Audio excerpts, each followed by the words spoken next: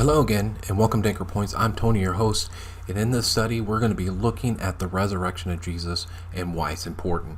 There's a great hymn by Robert Lowry,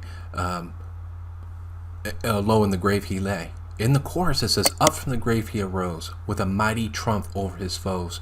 He rose a victor from the dark domain. He lives forever for his saints to reign. He arose, hallelujah, Christ arose."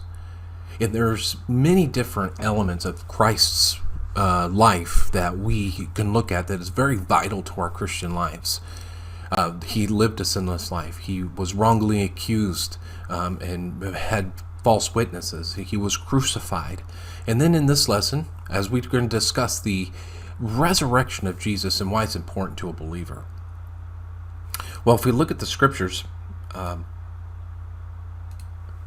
the eyewitness account is the very first thing that we need to look at, right? We go to a court and the witness scene is important to the judgment.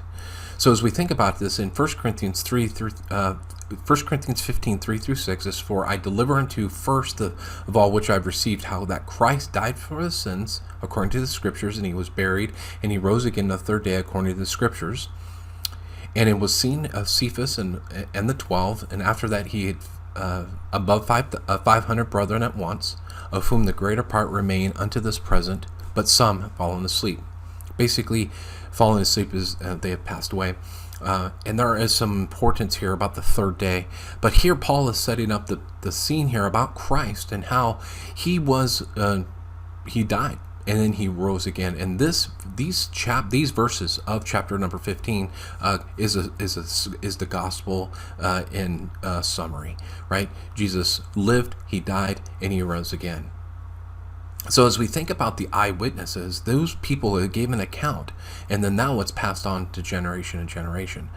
There is some in Jewish traditions when it comes to the importance of the third day. I'm not going to get into it in this lesson, but in other lessons we might be able to look at some of the traditions and why the third day is important. So we consider Jesus' resurrection. We consider, here's Paul saying, here's what he's saying. But the next set of verses I want to share to you is the explain the purpose, right? He explained the purpose of his resurrection. Let's look in verses 12 through 14. It says, "Now if Christ preached that he rose, if Christ be preached that he rose from the dead, how say some amongst them that there's no resurrection of the dead? But if there's no resurrection of the dead, then Christ is not risen. And if Christ is not risen, then our preaching in vain and our faith is in vain." So here we look at our lives and we say, if Christ didn't, as a Christian, if Christ did not raise from the dead, everything that I'm doing, even this video and this podcast and this vlog or whatever, it's all in vain. I'm wasting my time. The word vain is just, it's empty. There's no meaning to it. There's nothing that said it with it. So as we think about this, what are some ways that Jesus' truth, resurrection, right? What are some ways the truth as a resurrection can change your life? If we can really ponder and put that in there, there's so many different things that we can consider when it comes to Jesus' resurrection, right? They're put in the idea that, Christ allowed people to see him was important, right? As I first mentioned about those witnesses. But then there's a contrary, right? There's always a contrary. And it's found in verses 15 and 17. It says, "Yea, ye are found a false witness of God, because we have testified in God and raised up Christ, whom he raised not up. If so be that the dead is not raised, for Christ dead.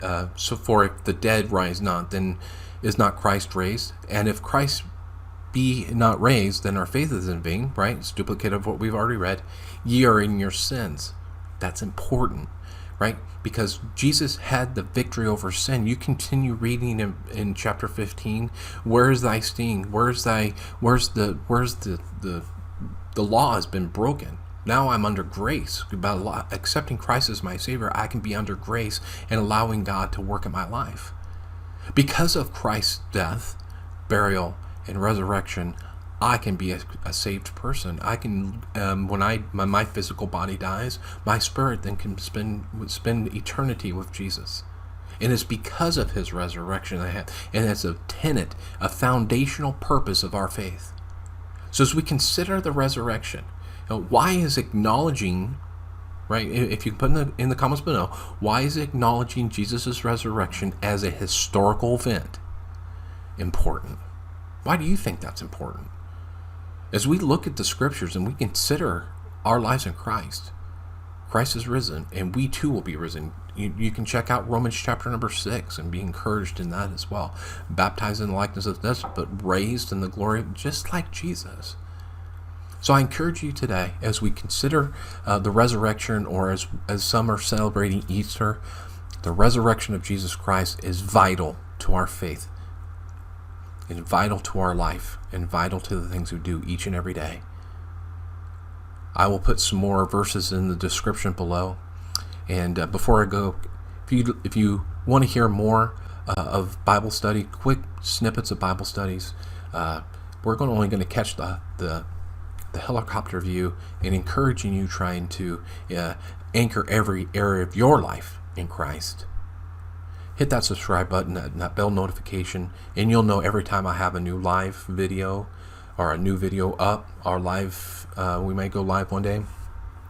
But I encourage you, get in the Word, understand the Scriptures, and until next time, have a great day.